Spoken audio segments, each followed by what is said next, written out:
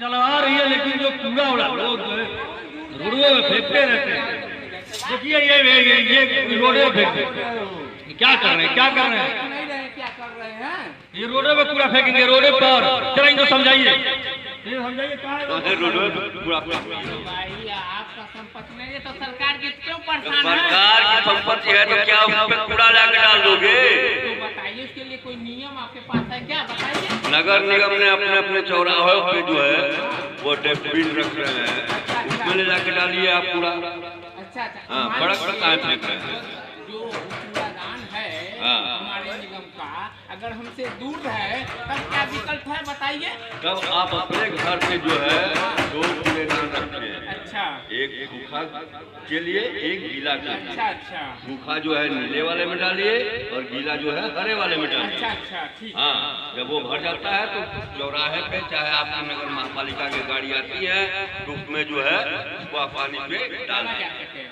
आपका कहने का मतलब यही है कि हमारा कूड़ा जो होता है और हमारी जिम्मेदारी है, हाँ, किसी दूसरे पर ना रहा जाए और ना कि रोड पे फेंका जाए। हाँ, जैसे ये तो ठीक है, यह सरकारी है सड़क, लेकिन हमें सड़क पर भी नहीं डालना है। अगर जो नगर निगम की जो बात तो होती है दूर है, तो हमें अपने घर को क्या रखना चाहिए? कूड़ेदान। एक में गीला जो निकलता है उसको रखा जाए, एक में सूखा रखा जाए। जब हमारी नगर निगम की गाड़ी आएगी, सफाई करने वाले लोग आएंगे, तो उसे यथास्थान अपने हिसाब से उसमें रख कर लेकर चले जाएंगे, जिससे हमारा घर भी साफ होगा, हमारा सड़क भी साफ रहेगा। तो जब दोनों साफ रहेंगे तो हम भी साफ रहेंगे, और जब साफ रहेंगे तो हमें बीमारियां नहीं होगी, यानी बीमारी से मुक्त होंगे। अगर आपको समझ में नहीं आता है तो आप अपने मोबाइल लेके स्वच्छता ऐप डाउनलोड कीजिए, उसमें आपको सारी जानकारियाँ मिलेगी।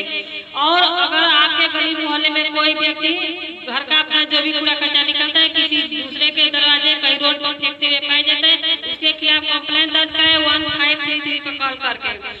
और आपका कूड़ा और अपना कूड़ा और अपनी जिम्मेदारी रखें, और सूखा कूड़ा नीले डब्बे में रखना है, गीला कूड़ा हरे डब्बे में रखना है, क्योंकि जो नगर पालिका की जो गाड़ी आती है उसमें 2 डब्बे बने होते हैं, एक में सूखा रखते हैं, एक में गीला रखकर उनको ले जाने में आसानी होती है।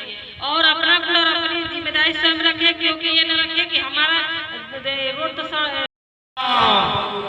ये बड़ा साफ सफाई अभियान चल रहा है, सरकार हमारी चलवा रही है, केंद्र सरकार राज्य सरकार दोनों मिलकर चलवा रही है। चला तो रही है सरकार, लेकिन जो है कि खुले में लोग शौच करना नहीं भूल रहे हैं। लोग कूड़ा कचरा फैला देते हैं, खुले में शौच करते रहते हैं।